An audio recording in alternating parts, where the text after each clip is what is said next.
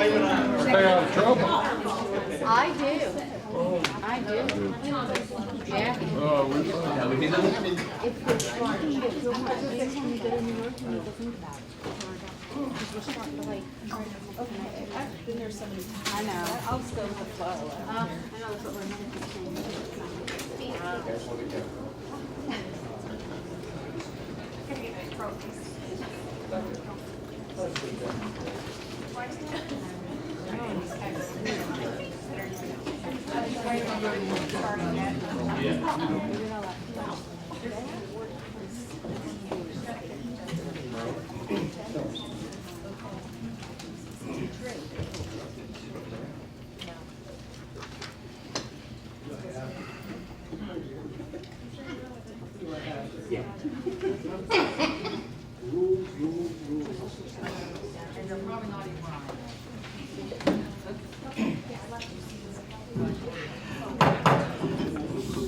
I'm going to call this meeting of the Citrus County School Board to order. And our first order of business is going to be opening exercises by Board Member Sandy Balfour. Could we all please stand for the pledge?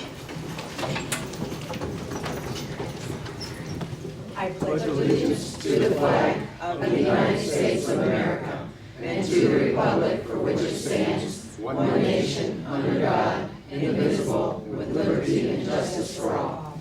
Please sit. We have a very full agenda today, and so much of the agenda is filled with words of appreciation. And as I looked over the agenda, I reflected back over a story that my husband once shared with me. And it happened to him when he had one of his first jobs, and it was in Orlando. He was an RV salesman. One day while on the job, all of the RV salesmen were positioned right there in the front, watching the cars come in. A truck, rusted out truck, with exhaust blasting from the back, came on the lot. Not one salesman wanted to greet the man wearing overalls that emerged from the truck. The old man wearing overalls looked tattered, and yet he walked toward the sales staff, and my husband eagerly greeted him with a smile, with a handshake, and with a sincere attitude to give him the best service possible. And he did. He walked throughout that entire lot, and that man ended up buying an RV, one of the best RVs on the lot, and he paid cash. That man, to give you a little brief on who this man was, and thankfully my husband did not pre-qualify him. This man was a former House representative, a state senator. He built an empire from just 10 acres of land that his dad gave him as a wedding gift.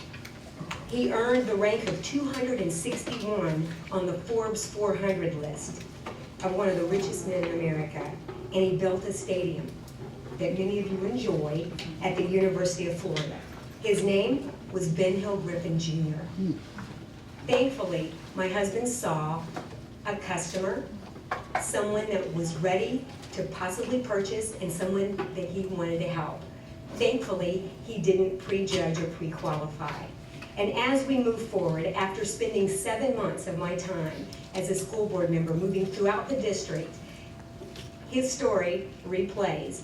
Don't prejudge, don't pre-qualify, always look with an open mind and find the value in each person. And I found a value, and I want to share it with you. Understanding that every single one of our staff members, no matter what role they play, plays a part in touching a student's life. So, I need you to hear this poem. We are a hand that opens a door. We are a voice that says good morning. We are a teacher without a lesson plan. We are a counselor on the move. We have 2 ears that hear and listen. We have 2 eyes that never see enough. We are known by first name to those who matter. We are unknown to many who complain. We are not valued sometimes by those we work for. We are worth more to those who depend on us. We make perfect trips every day and no one notices. We make one mistake and the tears of many will fall. Our worst fear, our worst nightmare could come to pass. Our pain, most profound, is one few will ever know. We are the folks you never thought cared. We drive the big yellow buses. The title was The One You Never Thought Cared. And it's so funny when you think about every person that plays a part of our school system, you need to realize everyone cares. And it's so important for us as leaders of the system to reach out and truly connect with you. And at this stage of the game, I am going to reveal that poem was written by one of our very own bus drivers, a seasoned veteran of over 10 years. And he gave me permission to share this with you. As you walk through your schools, as you walk through the community, look at those people, whether they're wearing tattered clothes or whether they have a job that you may or may not find significant. Recognize the fact that each one of them has a value. It's just a matter of connecting. Thank you very much for being here today. I certainly appreciate your patience. Thank you, Ms. Balfour. We are going to adopt the agenda, but before we do, I need to strike from the agenda today school operations A, 2, and 3, and that would be approval of the purchase to expand services for Performance Matters and approve hosting services and agreement between Performance Matters and the Citrus County School Board. And so I'd ask that you include that in your motion, as well as I've had a board member request by Ms. Deutschman to pull for discussion off of the consent agenda from Business and Support Services A3, approve the addendum for Crystal River High School electric service relocation, new gym floor, and miscellaneous work items. I'll move approval of the agenda as amended. Second. I have a motion by Ms. Deutschman, a second by Ms. Powers to approve the agenda as amended. Any discussion?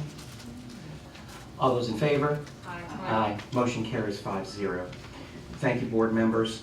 I'm moving on to citizens' comments, and before I do, I want to just read our statement concerning public speakers. Each listed speaker will be allowed 3 minutes to make a presentation.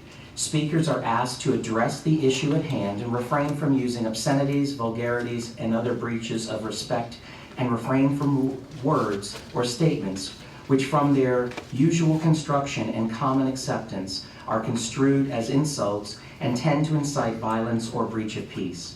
We ask that you model the following characteristics and traits: cooperation, respect, citizenship, kindness, responsibility, honesty, self-control, and tolerance. The school board will not discuss or take action on any presentation. Any persons present who wish to speak must fill out a green card, which are located in the back, and the chair calls Mr. Hamilton Hanson, who is here to speak on impact fees. Mr. Hamilton.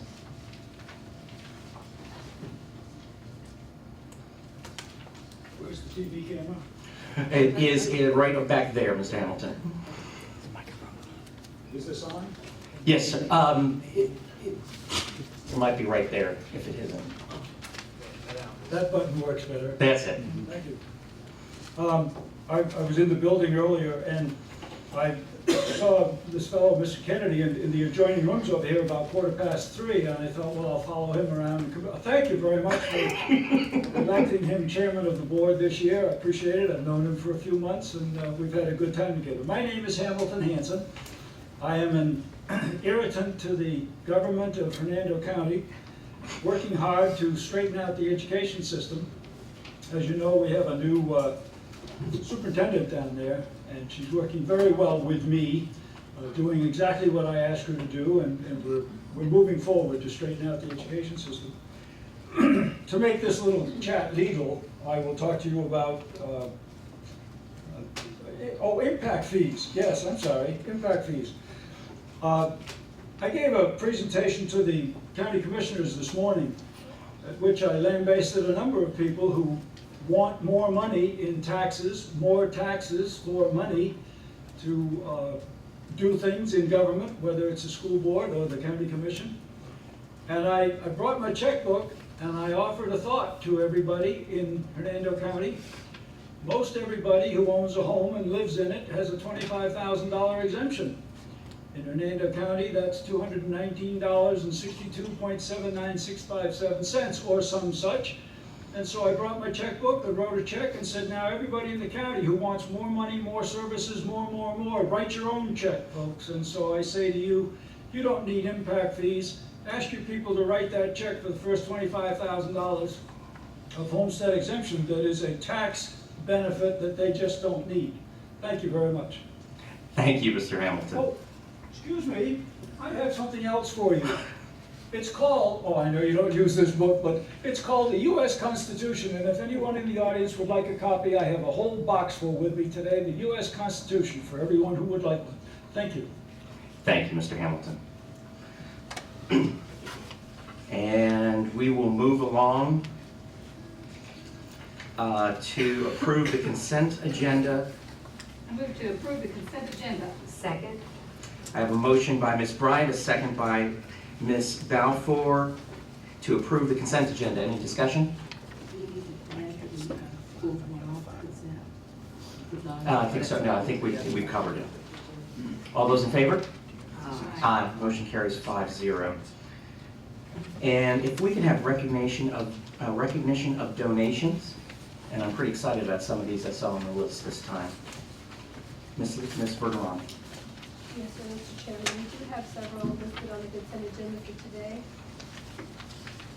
The first one is a $1,000 donation to Lecanto High School from Joe Rigney, scholarship fund from Chad Figuier, $1,000 donation to Lecanto High School from Ted Williams Museum, a $500 donation to Homosassa Elementary School from the Rotary Club of Homosassa Springs, a $3,000 donation to Homosassa Elementary School from National Risk Services, Inc., a $500 donation to Homosassa Elementary School from Crystal Motorsports, a $500 donation to Lecanto Primary School from Exxon Mobil Corporation Alliance Program, a $20,000 donation to Withlacoochee Technical Institute from Black Diamond, a $500 donation to Withlacoochee Technical Institute from Citrus Mopars Car Club, Inc., a $500 donation to Withlacoochee Technical Institute from Crystal River Women's Club, a $9,510 donation to Crest from an anonymous donor, a $4,000 grant to Lecanto Primary School from Gen Youth Foundation, and a $500 donation to Crystal River Primary School from the Crystal River Moose Lodge. Thank you. Thank you, Ms. Bergerami. And thank you to those contributors. As Mr. Hamilton suggested too, they took out their checkbook, and I'm glad they did in this case. I'll be looking for a check later. And we're moving along, and please, anyone correct me if I'm wrong here, but I think we're on to business and support services because presentations are at 5? Okay. At 4:30, I apologize. So we will move on to business, support services, finance, Mr. Blocker. Mr. Burkhoff, that item was pulled. Oh, yes. Thank you, Mr. Blocker. Mr. Burkhoff, facilities and construction, approval of addendum for the Crystal River High School gym electric service relocation, new wood gym floor, and miscellaneous work items. I called Mr. Burkhardt today, just asked him to give us an update as to where we're on the project. Thank you, Ms. Go right ahead, sir. It bid last Thursday. We received 4 bids. They ranged from just under $440,000 to just under $515,000. It has bid with an ad alternate, which is to expand the wrestling room. We plan to bring those bids to you at your next meeting to move ahead and ask your approval and decision about the alternate. Board members, any questions? You know, I just wanted, again, because this was part of our discussion about having phase 3 of Crystal River High School renovation, and that we decided instead to move forward with renovating the gym. And I think I had asked last time, make sure we had all the input from the advisory council, and make sure that they were all on board. And I know Ms. Bryant has talked passionately about continuing with phase 3. So I just want to make sure we're all clear on where we're headed with this and at the cost.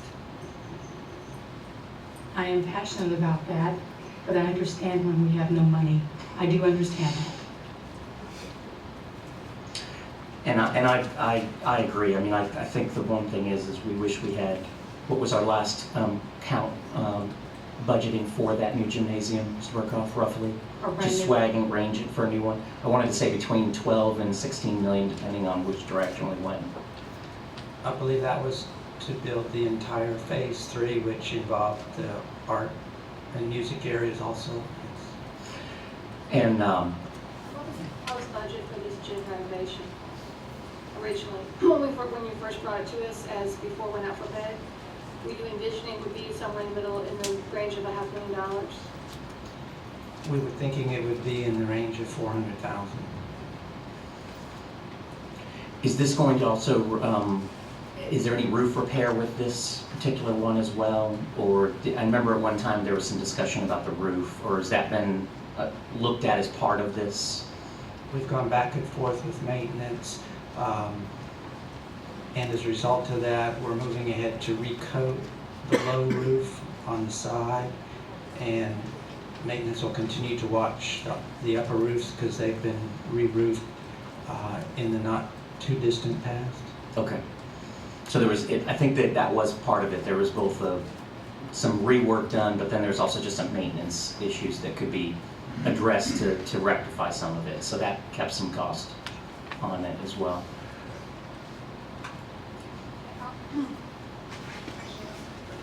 Oh, here. I want to ask you, with everything they're doing, how long should this gym last?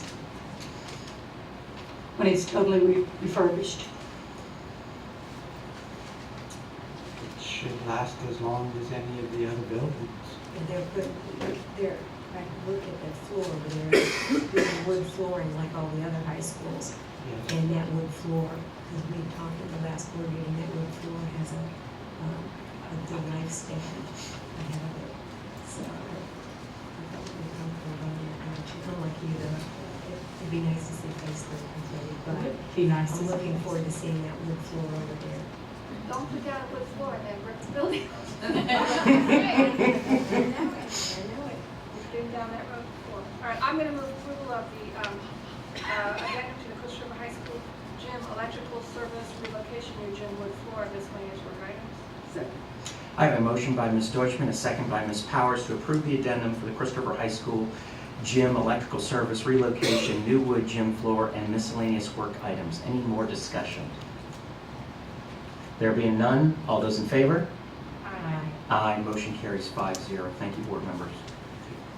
Now I believe we are, now we're on to finance. Thank you, Mr. Blocker. Yes, sir. I'm here to ask approval of budget amendment number 4. I move to approve budget amendment number 4. Second. I have a motion by Ms. Powers, a second by Ms. Bryant to approve budget amendment number 4, December 2013. Any discussion? Yes, Mr. Blocker, if in the future, just for us, he would put on the date of the original budget, so we can compare the original with the budget as of the date given in the amended budget. Mr. Jock, I remember, so he said he would do that. Yeah, I did it like September 11th, 2013. Board members, is that okay, everybody? That's the date we approved it? Correct, the final budget in September. That seems logical. Well, sounds good. And the majority of these are just changes from the FEFP that came down. And you can see, like, if you look down below under capital projects, you see the $3 million change. That's from the Duke Energy lawsuit. So that's the big change there. I mean, the lack of funding. Correct. Duke Energy is fine. Because I don't want to shake everybody up. Interesting.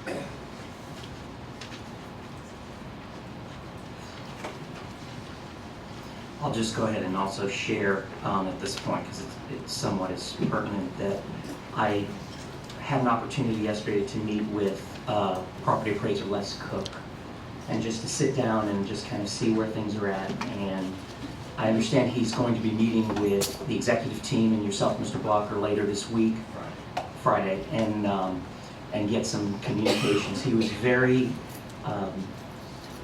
agreeable to the fact that one of the things I brought up was getting communication between his office and the school district, so that we, in whatever the case, not just simply on Duke, but that we continue to have good communications. He also wanted me to share with you all that if each of you as board members had individual concerns or questions about things, please contact him. He'll be happy to speak on the phone or sit down with you. But I definitely got the feeling that he is diligently working to try and move forward with this matter. Any other discussions? There being none, I call for the vote. All those in favor? Aye. Aye. Motion carries 5-0. Human Resources, Mr. Bishop. Good afternoon. Afternoon, Mr. Bishop. I'd like to request the board's approval of the instructional support recommendations.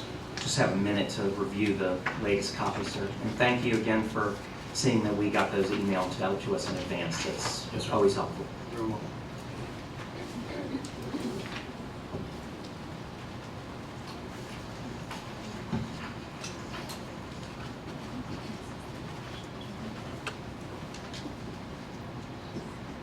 Board members, whenever you're ready, I'll entertain a motion.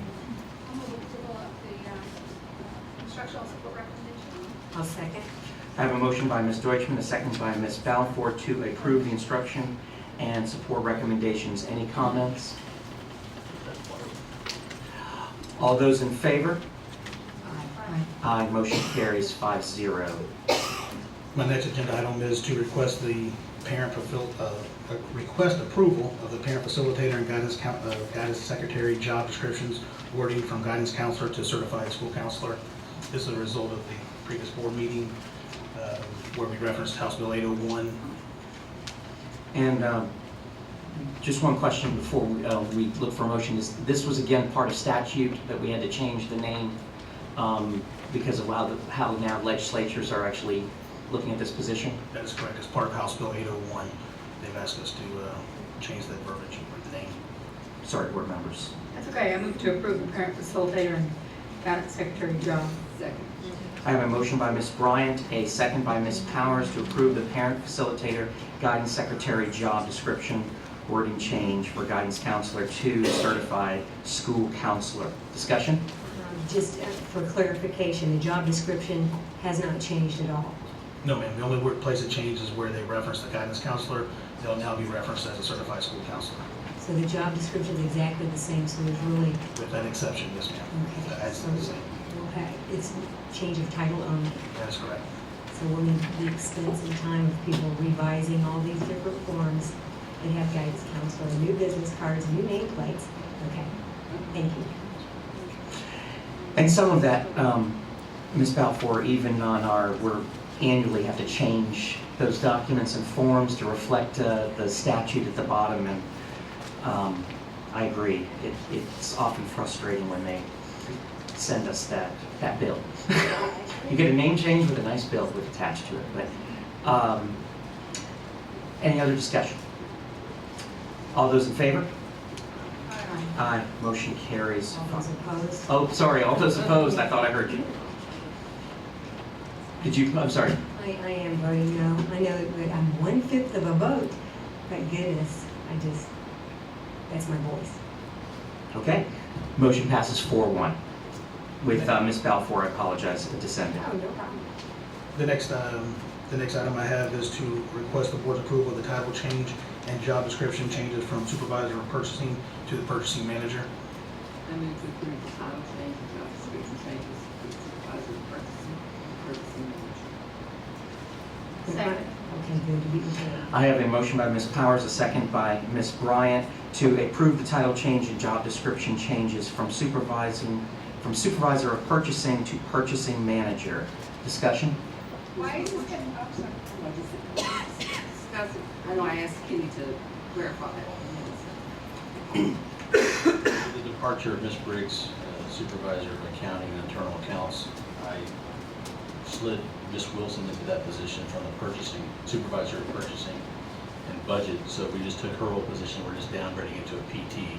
So we only have one administrator there now. We're just trying to become more efficient, looking at it and reworking the old supervisor of purchasing job description that previously was filled years ago. Thanks for the clarification.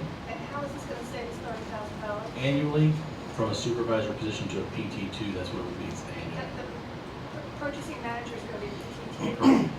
Okay. Just like we previously had the old accounting manager as a PT2. So. Right, but the qualifications went up from an AA degree to a bachelor's degree, Mhm. and they went from supervisor to manager, and we're gonna increase the position by $30,000 a year. We wanted to make it a professional technical. We felt like that was the best use of the resources that we had available to us, as much like we did before with the accounting manager. But we did look at the job description before, we only had an AA. We have other PTs with bachelor. This is nothing unique. So we wanted to update it and make it across the board similar to other PTs. Do you have someone in this, is this the one you're gonna put the? Ms. Wilson vacated that and went to the supervisor of accounting. So they were not gonna put this out to hire. Okay, and what is the salary? I think it's in the 40s if I'm off the top of So my head. we're paying someone $70,000? Supervisor, yes. With the benefits, the whole 9 yards. Ms. Blocker, I understand that's what we were paying. What would the entry level have been for the supervisor previously? It was in the high 60s. Okay. For someone with an AA degree? No, bachelor's degree. But it says here, especially a bachelor's degree scratched out and a bachelor's degree. This was an old job description from when Ms. Right. Willis had that position. Okay. That's why we're updating it. But at that time, yes, you were paying Ms. Willis in the higher because she was at longevity. That's not the question. He asked you what was the starting salary? I think it's in the high 60s, it said. It was or is? It is. So then it was we're saving $30,000, you're telling me that the previous position started at 90? Not saying that at all. You're just telling us. No, the PT scale is in the 40s. The current position's in the 70s. If you take that 70 minus 40 is 30, based with benefits and everything. What was the person making that was in this job previously? Which one? The supervisor of purchasing? That was about 3 years ago. Ms. Willis was at the top of the scale. If I had the scale available to me, I'd tell you it was probably in the 80s.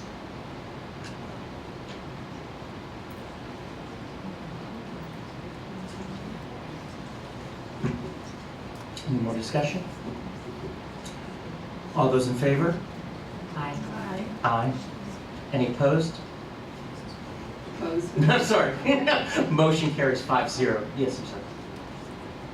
Yes, you know what? There's seats up front here. And I also just want to embarrass somebody for a moment, and I want to welcome Mr. Murray, former school board member, and we appreciate you. And I'm sorry, Mr. Watson. Thank you. There you are. Okay, I was looking for you. Hi, Mr. Watson. Thank you for both being here. Thank you both for being here, and we are honored that you came today. Moving right along, we are at approved new certified long-term substitute pay rate. I'll move approval of the new certified long-term substitute pay rate. Second. I have a motion by Ms. Deutschman, a second by Ms. Balfour,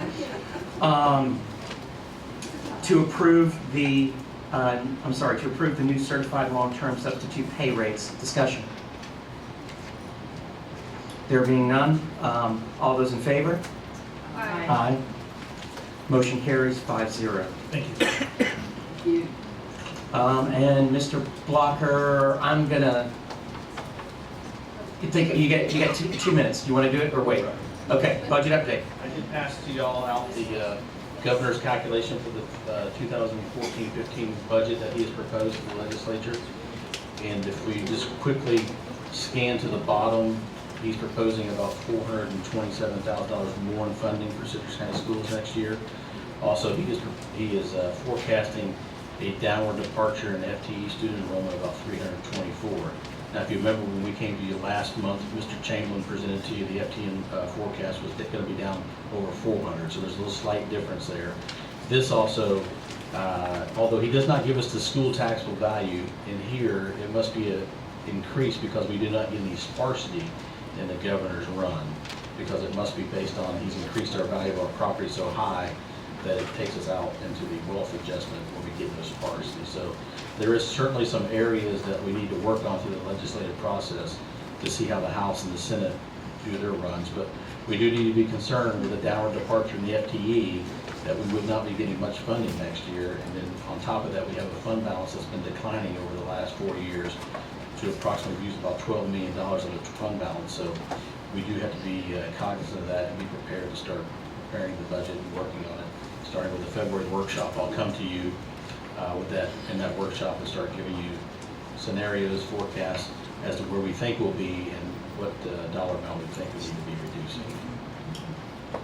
Board members, any questions, Mr. Blanc? At this time? Thank you, Mr. Blanc. At this time, we're going to move to our 4:30 certain presentation. This presentation is to approve the Duncan and Associates Impact Fee Report to transmit to the Planning and Development Commission and to the Board of County Commissioners for review and implementation. And I will turn it over to Mr. Dixon. Thank you, Mr. Dixon. Good afternoon, board members. We've got a little presentation. It shouldn't take long to set up, and I'll kind of give you a background before we start on it. Basically, we have to update the impact fee ordinance every 3.5 or so years in order to make sure that the cost of construction that's included in the formula is current and that our student generation rates are current. And we're basically at that point. We've been working on this since last year and gathering data. We're using the same consultant this time around that we used last time. There are 8 impact fee categories that the county charges for new development, and schools are one of them. Schools and transportation are the largest 2 impact fees, and hence that's why the cost is so much higher than the others. But we currently have the impact fees implemented at the 50% number, so we're charging basically 50% of what the consultant last time around thought was the actual cost.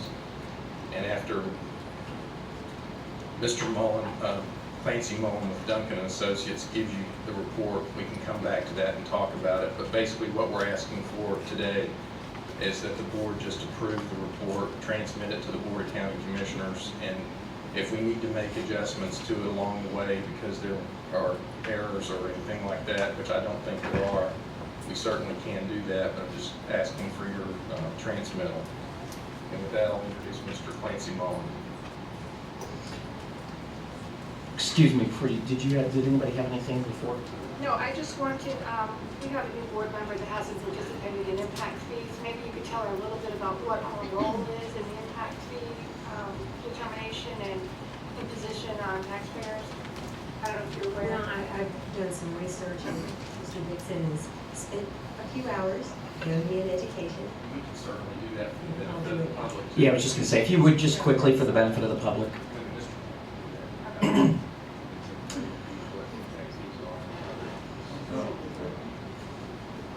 The mechanism, I think, of impact.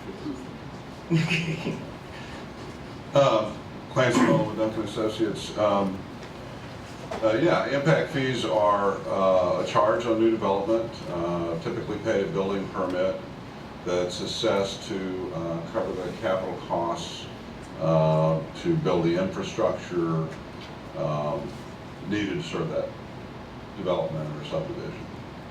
So that's basically what an impact fee is. That's the idea. It's sort of like a user fee, pay-as-you-go kind of thing, as opposed to relying on property taxes. New development pays up front. I guess the clarification is the school board does not determine whether or not the impact fees are imposed and how much they're imposed for. That's the county commission. Right, right. It is the county's, it's a county ordinance that's enacts the impact fees, and of course the county consults with the school board, but ultimately it is their decision. They don't always listen to what our recommendations are. Not necessarily. Service area is countywide service area, correct? It is countywide. Yes, it is. So we did the school impact fee update back in 2010, and so now it's been about 4 years since the last time these fees were updated. And as Chuck pointed out, the county commission adopted them at 50%. This is where they are now. Let's see, I'm not sure why this.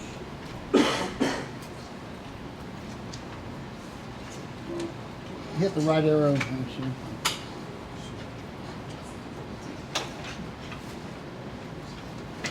There we go. There we go.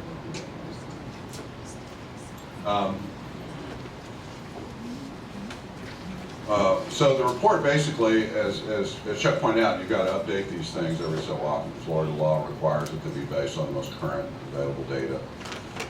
So that's why we're going through this exercise at this time.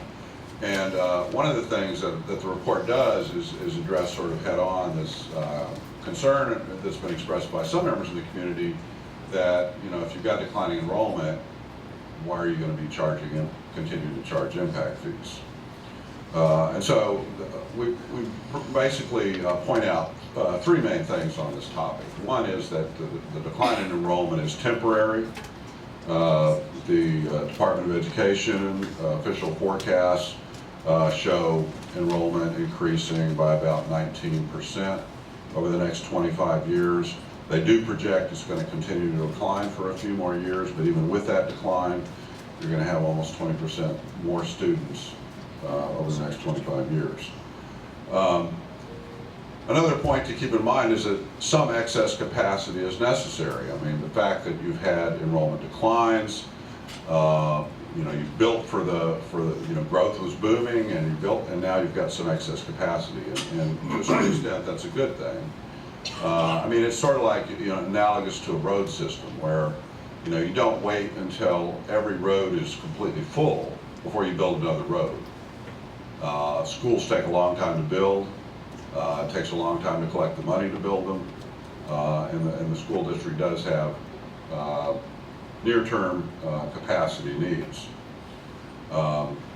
The county's impact fee ordinance requires that the school impact fees, or all impact fees, be spent within 7 years of the date that they're collected.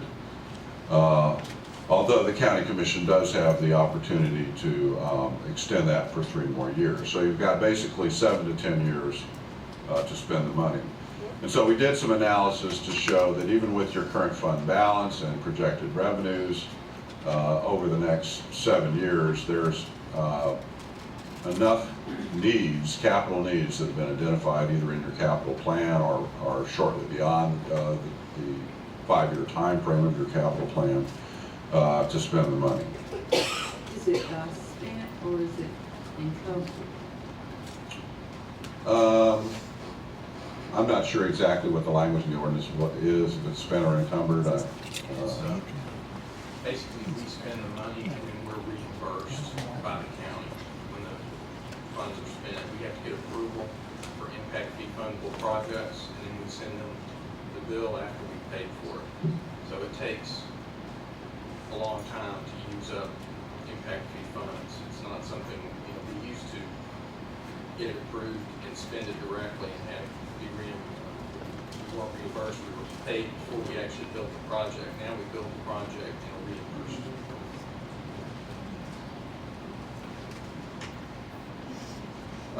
So basically, the study updated all the numbers, all the student generation rates, et cetera. The one most significant change I wanted to sort of highlight is that we use long-term student generation rates this time. Because we have data on from the Bureau of Business Research, for example, we've got data on projected population trends that show that the growth in Citrus County of the school-age population is going to be less than the total population. So we made that adjustment, and you can see that in this chart. The little chart on the left shows the total population. That's total population at a 1/5 scale, so it would fit on the chart, as well as school-age population. You see the school-age population is not growing as fast, not projected to grow as fast. It's just Citrus County. For Citrus County, exactly. And so on your right, you have the student generation rates, and the blue bar is what we determined, calculated as the student generation rate. That's number of public school students in Citrus County Public Schools per housing unit for different kinds of housing units. So you have the single family, under 1,500 square feet, et cetera, up to multifamily mobile home. The red bar is the updated figures, and then the long term is the adjusted for the it's the 2014 figures adjusted for the fact that there's going to be slower growth in the school-age children in the future. So that's the factor that really had the primary effect of causing the fees to go down. So here we're comparing the fees for the different housing types and all of the current and updated fees are both shown at 50%, so we can compare apples to apples here. But they show that the fees are going down somewhere between 30 and 40%, 25% to 40%, depending on the housing type. And then finally, this chart compares school impact fees that are being charged by other counties in Florida. So the red bar is Citrus County today at 50%. You can see right next to Citrus County is Lake County, which is only charging their fee at 25%, but they're still higher than Citrus is. And we have down at the bottom Miami-Dade at 25%. They're charging 25% of a fee we calculated for them back in, oh my lord, that must have been about 2000. They haven't updated their fees in a very long time. But anyway, so the green bar shows if the county keeps the adoption implementation rate at 50%, that's what the fees would be. So, you know, a little over $1,000 for a typical single-family home. Mr. Mullen, are all these counties currently collecting impact fees, or have some of them suspended their impact fees? No, I didn't include counties that have suspended their fees. Like you won't see Hernando on there, for example. And that really concludes my presentation. That was a real brief overview, but I'd be happy if you have any specific questions about anything in the report, I'd be happy to answer. Board members? Well, you have an updated 50% valuation for impact fees that's less than the current impact fees. Can you tell us what the difference is in the recommended impact fees for schools? What are you recommending? Well, we're not recommending. We're calculating what the net cost is, basically the most that can be adopted based on this study. But we're not making a recommendation about percent adoption. He just wanted you to be able to No, I know compare that. apples to apples. So that's basically where we're at, is we need to figure out what you want to recommend. As far as the dollar amount or percentage amount? Well, first we need to understand what the dollar amount is and how that's different than the dollar amount that was adopted in 2010. And that's basically the difference in the cost of construction. Right, but what is it? What is the dollar amount? What's the delta? It's the last page of the report. It's on the very last page. Right, I think So it varies from, I think I showed it here. For a typical single-family unit, it's going down $671 at the 50%. oh, okay, so that's not at the 100% rate. Right. Excuse me for one moment. We've got a presentation coming at 5 o'clock with reserved seating for those coming in. If you could just, when you get a moment, if you could just start moving over to one of the other seats, we'd appreciate it for those, unless you're part of the 5 o'clock presentation. Oh, this is for, I'm sorry. Thank you, Ms. Deutschman. This is for Spike Fitzpatrick Award. Oh, now they moved. Why didn't you tell us that to begin with? Thank you. And I'm sorry, Ms. Mullins, go right Do you ahead. have someone directing the families to those seats when they come in? Okay, all right. So I guess, Dr. Geddes, you're in charge of being the media greeter? Yes, I will do my best. All righty. So I'm just... Is there, board members, other questions? Because I know... I just remember Spike Fitzpatrick saying that whatever the county decides, they ought to decide it uniformly. If we get 50% and somebody else gets 25% and somebody else gets 100%, that's not really fair. Whatever you charge, you ought to charge everybody. Meaning in the categories that they're, if you're adopting the schools at 50, then roads should be at 50, libraries and down the line. That's, Yes. am I correct, Ms. Balfour? I mean, Ms. Bryant, I'm sorry. Yes, you are, sir. Thank you. And that's what we've always asked for, but the county has chosen to do else Otherwise, the last couple of times.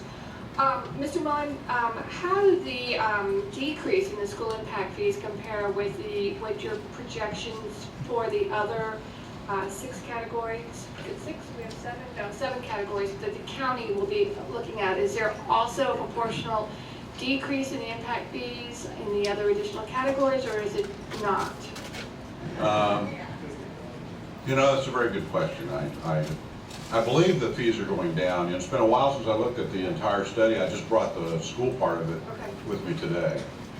You're going to be presenting the other impact fee studies for those other categories to the county commission in the near future? Yes. And when are you going to do that? We don't have a scheduled date yet. but- All right, so you're just bringing this to us for us to say we approve the study, and we pass this along to the county commission to include with the overall study of the other 7? After you hear it, assuming that you're okay with it, then it will go to the planning commission, planning and development commission, along with the rest of the study. So it will be the whole study, the 8 categories, and then it will go to the county commission. This is kind of a long process, anyway. This is the first step of it, because before the county can consider the rest of it, they need to know what you think about the school part of it. Okay. Well, we're not the experts to come in with these calculations, and that's why we have consultants to use your You've got a good consultant. best experience, yeah. So, and I need clarification, and maybe I'm finding it here on page 38. Without impact fees, we would lose 104 million on page 38 of the staff review draft. I'm looking for how much, looking at just a number. Right. Impact fees affect our school budget by, Page 30, I think is what you're looking for. Yes, there are 2 projects this summer, one of which we're paying for a significant part of with impact fees that we wouldn't be able to do without impact fees. So it does have like a ripple effect on other things as well, because we don't use impact fees to pay for capacity adding projects, but because we have impact fees for capacity adding projects, we have more revenue available for non-capacity adding projects. so it is a ripple effect. So there's a ripple effect. How much money is being raised in impact fees for schools on a yearly basis from the tax rolls? Do we know? Well, it's about $2,000 a unit, and I think we've got about 1.4 million in there now. So it's not an insignificant amount. No, but how much money, the taxpayers don't get to decide whether or not they pay the impact fees or not. It's part of their tax bill. So how much are citizens of Citrus County paying in impact fees for schools on a yearly basis? We used to know that. Well, they don't pay for any unless they get a building permit. Well, to build them. okay, right. And they pay approximately $2,000. So it's based on the number of new housing starts, and there's. Yes, it's directly tied to the number of students that are generated by a new house. At one time, I think we were collecting, or it was being collected on our behalf, somewhere about $3 million, $4 million a year, where we were really in a building boom, maybe Yes. 5. And that's the good thing about impact fees is the money's available if you need it, because it's directly tied to residential construction. It's not available if you don't need it, because no homes are being built. And what happens to that money if we don't use it? But we'll use it. I mean, Clancy showed how the projects that we have in the 5-year work plan and the ones that are on the horizon will, I mean, there's like just half of it. I mean, we'll use all of it, and then we'll still have a need for another revenue source, so we're gonna use it all. We just need to make sure we don't lose the ability to collect it and then have a big building boom and not have any impact fee money coming in. That's what happened in, That's what happened in Hernando. yeah, well, that's what happened in Lake County too. I mean, Lake County raised theirs, I think, until almost was like $20,000 or something during their building boom. They couldn't keep up with their school construction. Mr. Ballin, for every dollar that is not collected in impact fee, where are we gonna have to get that dollar from? Somewhere else. And what mechanism at this point do we have to get that from? I'm not an expert in your finances, but I mean, I would assume, you know. Mr. Blocker, could you tell me if we don't collect a dollar in impact fees, where does the next dollar come from? Yeah, So, yeah, and I knew the answer, but I wanted for the public to understand. So for every dollar that we don't collect in an impact fee, a user fee, we will have to then in turn charge the ad valorem taxpayer that dollar in order to do that work. that would be across the board, everybody where the impact is just those Who are building of that impact. And I definitely understand that. Help me with this. We're at a stalemate as far as growth. Definitely with residential growth and construction. With the philosophy of no impact increases growth, which increases ad valorem, that philosophy is out there. If we do not charge an impact fee, we will be a friendlier county for residential building, therefore more people will move here, and more taxes will go up. Ms. Balfour, I think one of the things, and believe me, I know that theory very well, and I think it's a good one for us to talk about in the public. And Mr. Block, you can probably do this, but for a typical $100,000 house, we will collect how much in 1 year for the capital fee of the 1.5 millage rate? How much will we collect in 1 year taxes on about a $100,000 house? I'm sorry? I was going to say $150. So Ms. Balfour, take $150 and divide it by your number of impact fees, and that's how many years it would take you to collect that amount of money to just recoup that ad valorem taxpayer. And I think that's what you're yeah. And that's the concern, of course, where the average person, what we've had in Beverly Hills is where the average builder, I mean, the individual bought that house, started out as a two-person retiree, and now Forest Ridge, one of the reasons we had such growth there is because now the renters have moved in, and that comes with 2 or 3 children. And they get turned over, and that creates that impact that happens over the life. And that's going to be my question. Impact fees, are they for that unit for just that 10 years, or how long is an impact fees, the impact, is it supposed to be? Yeah, it's really the long-term impact, exactly, just as you said. It's, you're not looking at, just the first owner, a retired couple, they don't have kids. Well, you're looking at the long-term impact of that housing unit. So unless it's, age restricted, you can't charge school impact fees in Florida for age restricted communities. But other than that, we look at the, you look at the long-term potential. And on average, there's going to be a student generated from that house at some point. One of the things we get and have been asked quite a bit is, well, why do we need concurrency? And one of our responses has been, as you filled out in your report here, well, if it's adopted at 50%, the impact fees, then we are collecting less than what your data is showing needs to be collected for the amount.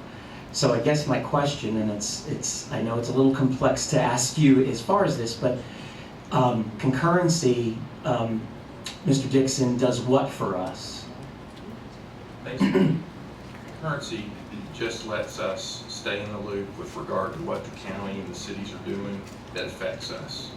It gives us the ability to monitor subdivision, creation of new lots, new apartment buildings, and comment on it and make sure that our plans are timed with those developments coming online, and since concurrency's been in place in this county, we haven't stopped anybody from doing anything. And that was going to be my question. How many projects have we stopped as a result of having school boards have a say in concurrency? The better question from our perspective is there any benefit to not having concurrency for us, for the school board? And there's not.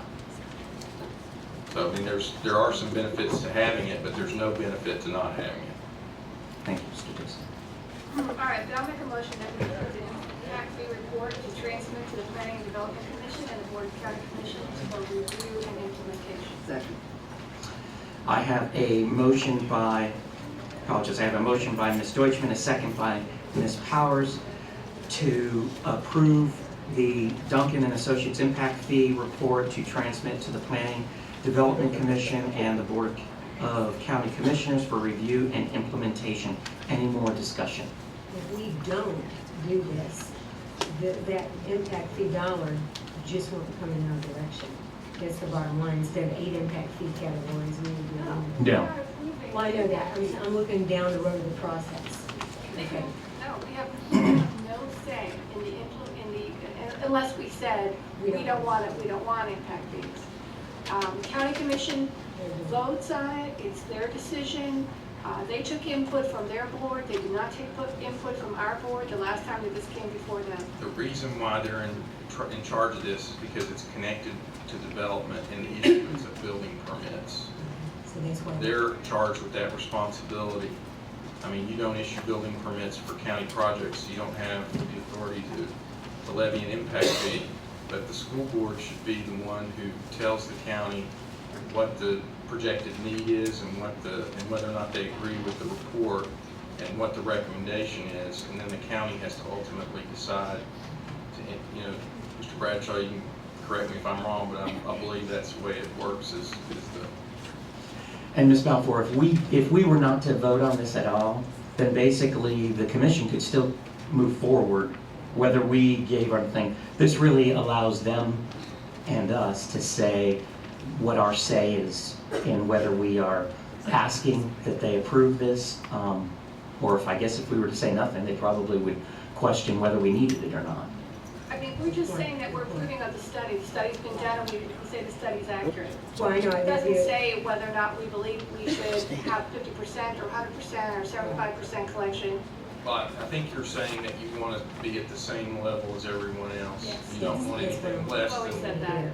Well, and I understand the motion is to approve transmittal, and I get that part of it, but I also heard him say this is the first step of the process and want to understand the entire process. So with that said, I'm ready to move with the motion. Okay. Any other questions? Okay, all those in favor? Aye. Aye. Motion carries 5-0. Thank you, board members. Yeah, we are going to recess until 5 o'clock, where we have a time certain presentation, so 2 minutes. So this will just allow some of the people on the outside to move in here, so you can stretch if you're up here if you want. Take it off, you still stay. See you. I might have to do it. Yeah, to prove I was scared.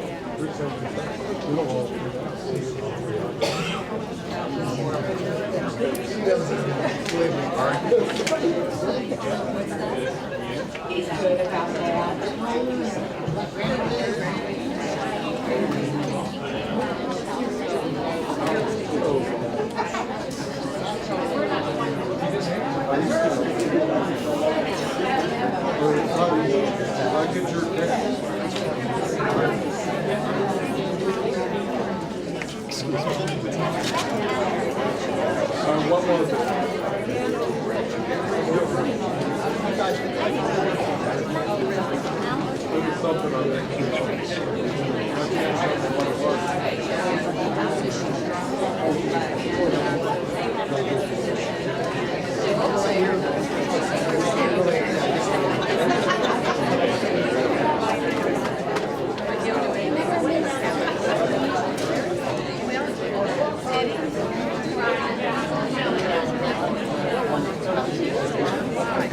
I said behind Jeffrey.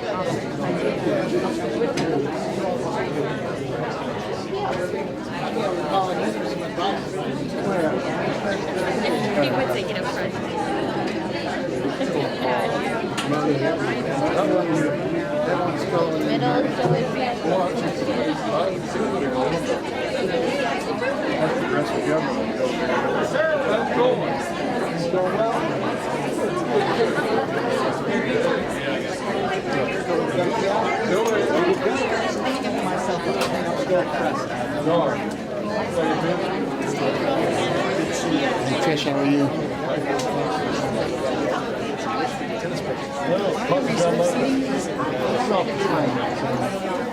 I need some ID. I need some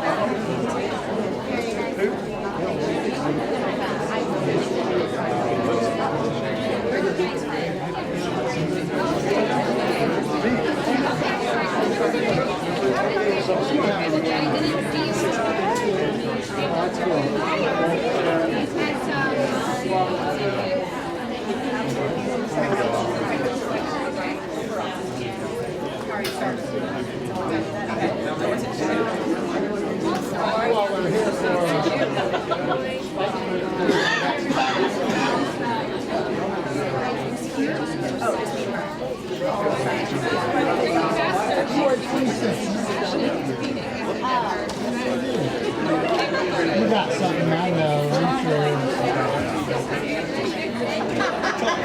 First big.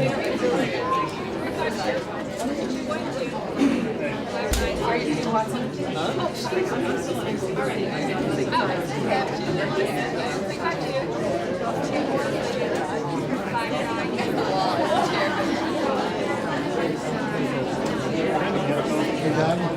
You know, Bill's retired. My wife. Huh?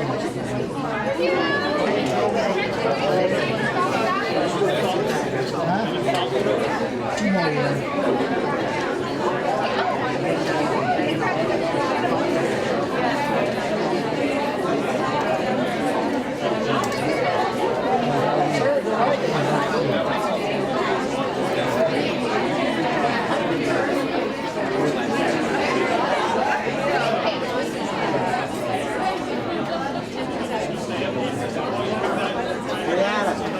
Practice your speech. You get like a 5-minute speech.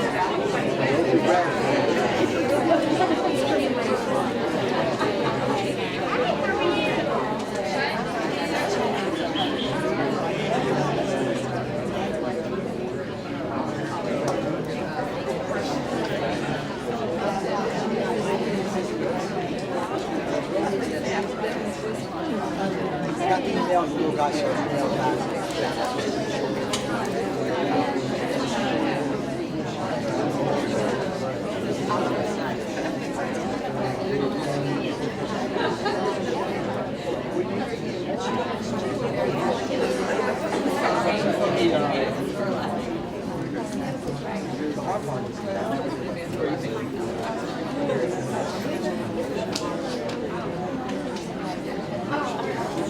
Hey, how are you? I see you from behind at the gym.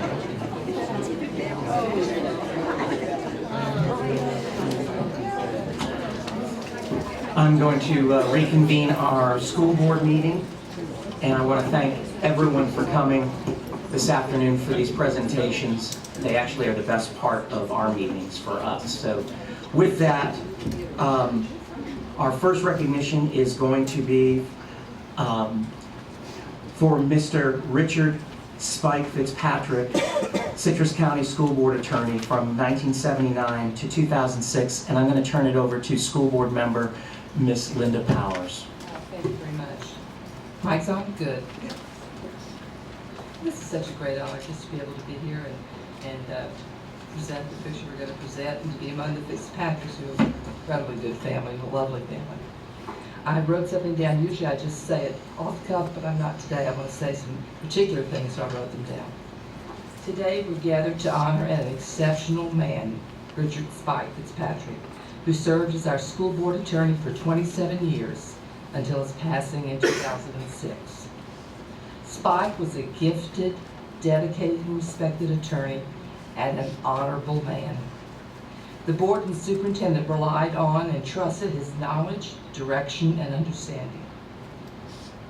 In today's educational terms, teachers, he would be called highly effective.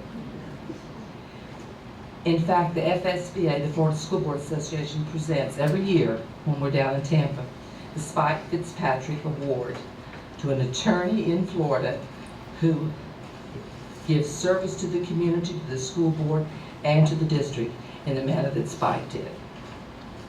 Spike was a revered community member who filled many, many roles.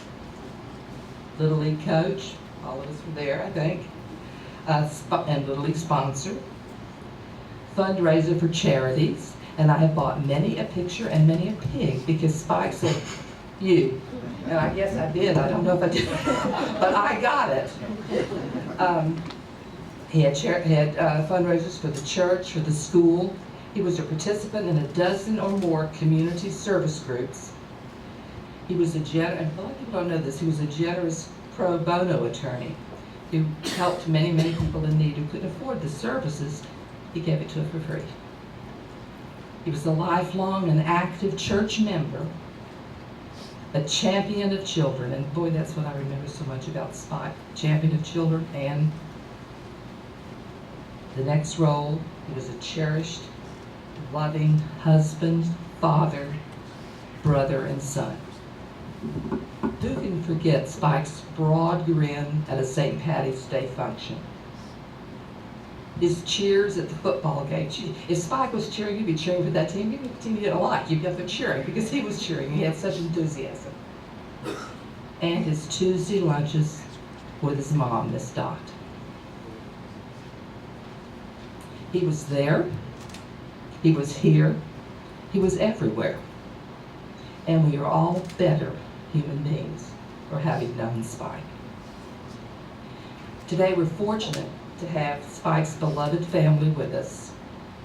Nancy, his wife, Brian, his son, his daughter, Megan, attorney also, and she has a lot of Spike in her, I can tell. Mother, Miss Dot, brothers, Mike and Pat. And I see Gail over there, secretary, knew Spike, as well as any of us knew him. He worked with him every day. Before I ask the immediate, oh, excuse me, I left out one thing. There's some other people here, the three other people here, but they're in our memories. They're not sitting in a chair, but they're always, always with us. And that's Sean, his oldest son, who he lost and loved dearly. His brother Tim, and his father Charles. Before I ask the immediate family to come forward to unveil Spike's picture that will remain permanently, it's going to be attached permanently in this building, I'll ask the board members who served with Spike to say a few words. Also, also members who are here, two members, former board members, Mr. Murray, Mr. Watson, if you'd like to say something, please come. And then I'd like to ask Mrs. Himmel, who was a board member at that time, and Mr. Bradshaw, who is our attorney now. If you'd like to say something, please do so. I'd like to start, if I may, with with Pat Dorchman, who served many, many years with Spike and knew him quite well. Thank you. We're here not just because Spike is in our memory. Spike is part of our legacy, our living legacy. I tell people very often that there isn't a day that goes by that I don't miss that man. His wisdom and his advice that he gave us lives with us. In fact, just today, in an expulsion hearing, we talked about some of the things that Spike told us that helps to guide us in our decisions. Our school board and our school system is very much for the better because of his guidance, his wisdom, his knowledge, and his sincere care about every student, every teacher, and everything that happened in this community. We often kind of try to channel him when we talk about making decisions. I think often too, what would he tell us? What has he told us? And I quote Mr. Bradshaw, how many times did we say, well, this is what Spike used to tell us. right? We do that. But he was such a gifted and talented attorney and advisor and mentor. And besides all the generous advice that he gave us, the other thing that he was generous with was his time. And one of the things I found this weekend as I was looking for pictures of my son's 30th birthday was Spike leaning over my son when he was in T-ball. And Alex, when he got up for his first hit on T-ball, he was one of those kids who ran immediately to third base, then second base, then first base, then home. And Spike didn't have the heart to tell him he ran the wrong way until he got his first home run. That's the kind of coach Mr. Spike was. The other thing I remember is that when Sean's team went up to the big boy, it was called the big boy field, the 13-year-old field that was the larger field, and Molly was still playing softball, he would always, because he was coach, Sean's team, he would wander over to the fence and he would see Molly maybe 1 or 2 fields over, and you would hear him just yelling, go, go, go, go, go, every time she came up to bat, and you could hear him throughout Whispering Pines Park. And that always, it was so uplifting for all of us. And that our children are all very fortunate that they had Mr. Spike in their life as well. Thank you, Mr. Ginger? Okay, like Spike, I was born here, but I was born on the other side of the county. I didn't know Spike when I was growing up. You had to pay a toll on the Canto to get to Inverness. It's a tale. That's right. I'm making a few trips now. It's a tale of two cities. I was teaching at Christopher Middle School when Spike became the county attorney. I was busy. Chalk on the board. Teachers today don't know about chalk on the board, but I was at my chalkboard loving and teaching middle school students. Now, I had heard about Spike Fitzpatrick a little. I mean, I looked up every now and then. I knew he was over here dispensing justice. And then I heard he thinks he's the 6th board member. I thought, whoa, okay. You know, the 6th board member is Spike Fitzpatrick. But then I was elected to the school board, and I learned to love and appreciate that man because he saved us. He saved us as board members. I'm sure of this. Kept us all out of jail. He took care of us, and he is truly missed. Thank you very much, Ginger. Mr. Hurwitz, would you like to say something? I'll get it away here. I always ask. When I was elected to the school board in 2004, I, like Ginger, was from the west side, and I always heard that Spike was the 6th board member. That's what they all said on the west side. You know, whatever the board wants to do, Spike will tell them, and they'll do that, okay? So when I got elected, I thought, I've heard that, now where can I see if I can get something qualifications? So I called the executive director of the School Board Association. You know, it's not long when you're out. I forgot the guy's name. Yeah, Wayne Blanton. And Wayne and I talked a little bit, and I said, what can you tell me about Spike Fitzpatrick? He said, let me tell you about Spike Fitzpatrick. And he went on and on and on, and I won't go into detail, but what I was most impressed with was he said, you guys are so fortunate in Citrus County. He's probably one of the top 2 or 3 board members in the state of Florida. That's quite an honor from the executive director. He said, matter of fact, he qualified it even further. When I get in trouble, I call Spike. But take that legacy with you. It's a statewide. And I've talked to many school attorneys that have said the same thing. When they need advice, they call Spike Fitzpatrick. So, thank you. Thank you, Mr. Hurwitz.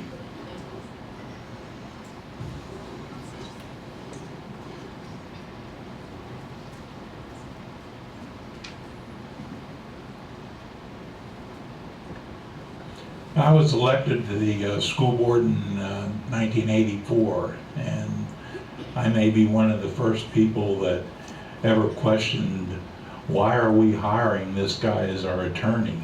Why hasn't anybody else applied for this job? And I had only been living in the county about a year, maybe less than that. And Phil Zellner, who was a longtime board member and veteran board member, and Dave Langer, who was also on the board for a long time, they kind of rolled their eyes and said, this rookie, he's going to learn. And they were absolutely right. As just about everybody has said, you know, Spike was a sixth board member. And I appreciated it. Phil Zellner, I know one time said that the reason that we hired Spike was so that he would advise us not to do anything stupid, and then when we went ahead and did something stupid, that he would get us out of trouble. And he really did do that. And he also gave out a lot of free advice, and just about any time I wanted to call him, he would tell me what I should do or say, and as far as I know, he never charged the board any extra for it. So I certainly appreciated him. He was very competitive. I heard a lot of stories about even in T-ball how competitive he was, and he liked to win. And I think those are some qualities that really served him well as far as being an attorney for the school board. So I appreciated him, and he saved the school system lots and lots of money over the years. And I miss him also. Thank you. Thank you very much. Wes? Oh, sure. It's hard to follow up on all of that. You know, I'm just going to say a couple things about Spike. You know, first off, he was my friend, and that was very important to me when I got out of law school and started practicing here. My father passed away, and that takes me kind of into the second thing, because Spike was also my mentor. And when I would be working late at night, you know, he'd call me on my phone and say, "What are you doing?" You know, and I would tell him I'm researching something, I'm down here, and he'd say, "Man, just call me," you know, and I'll tell you what to do and help you along. So, you know, those were two things that, you know, when Spike was your friend, you know, you had a friend for life. And I think that people don't understand how much he mentored other attorneys in the county by his actions, by his professionalism. His word was his bond. If he told you you were going to do something or it was going to happen, you didn't need to confirm it in writing with him. You know, you knew that was what the deal was. And it's I've enjoyed following in Spike's footsteps up here.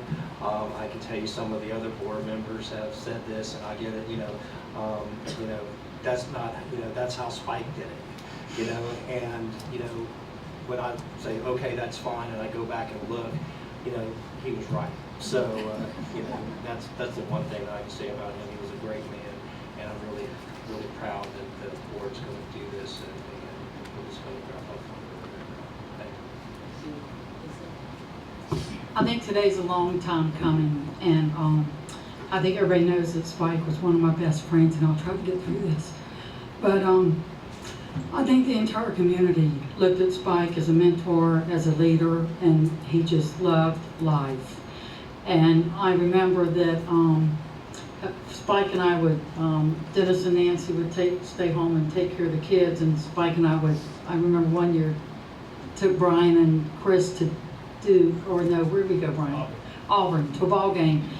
And I remember Nancy leaning in the car as we pulled off, and she looked at Brian and Chris. She says, "You two are the only adults going. Please stay." But you know what? That was just Spike's nature, because he loved life. I always remember Spike always carrying a legal pad. One day him and I thought we'd get healthy, so we started walking in the mornings. He would call me the night before and say, "Okay, I've got my legal pad out. I've got the agenda ready for the morning. Now, who do you want to talk about? Because I'll add that to the list."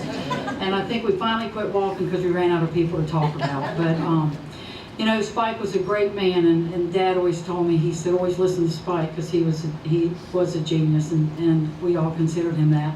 And when Ginger brings up about the sixth board member, he carried that with pride, because he loved this school district, he loved the kids.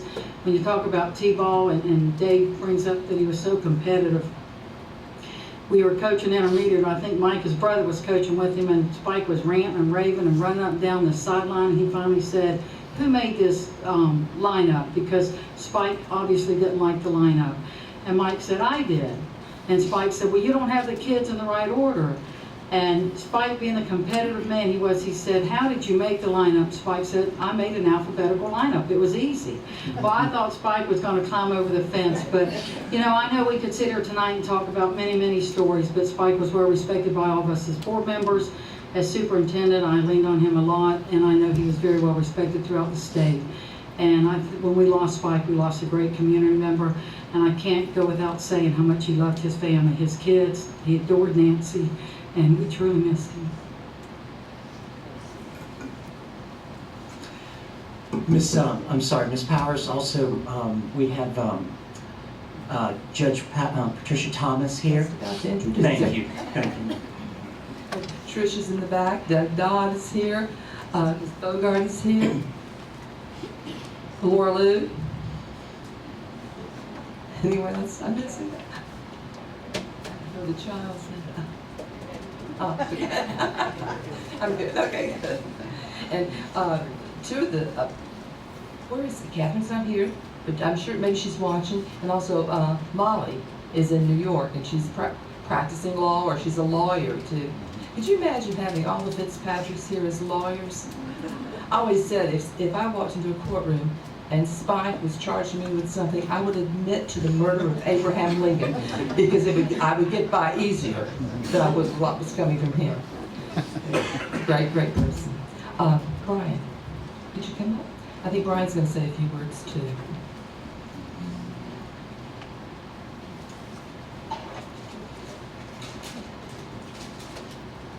All right, I wrote a few things down, but I might go off script a little bit too. You know, vintage Spike here. So I want to take a minute to express, you know, the appreciation on behalf of the entire Fitzpatrick family for the honor of being given to my dad today. You know, he loved the community and loved the kids more than anything else. You know, you'll hear stories about T-ball and Gator football and all kinds of things, but he took a lot of pride in being able to give back to the county that he grew up in, the county that his brothers all helped build. I want to personally thank Miss Powers, because without you, I don't think any of this would have happened today. You know, it's been, like you said, it was a long time coming. I think Dad would have agreed with you. But we really want to thank you, because you were a lifelong friend, and I know he loved you. Yes, and Ms. Storchman as well. You know, I know he would be extremely humbled and honored to see his picture go up on a school that he loved, the county that he loved, because he did what he did for the future generations. And if I remember a few things my dad would say to me: love God, love your family, and give back to your community. So thank you all today.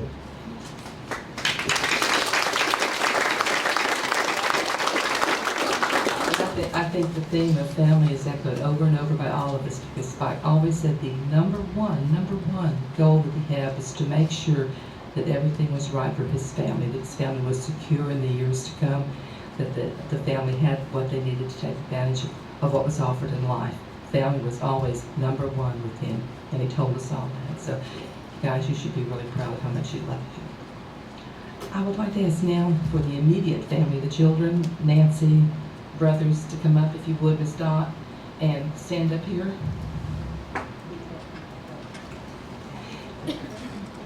As the first line of people coming up. And then the others will join us in just a moment, too.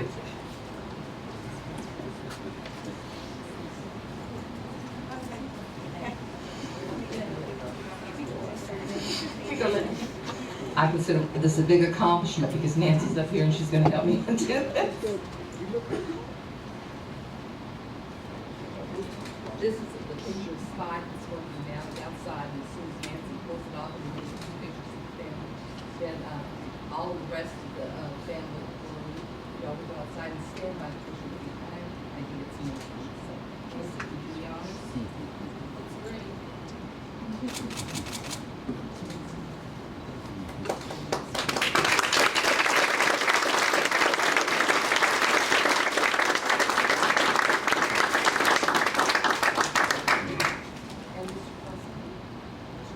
Oh, the rest of them, you can come on up.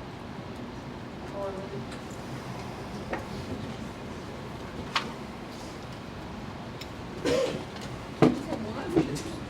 yeah, I was thinking there were several others, okay. Three. 11. You've been working hard,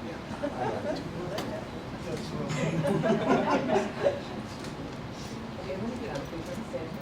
Let me get a picture. Get a picture of just the family.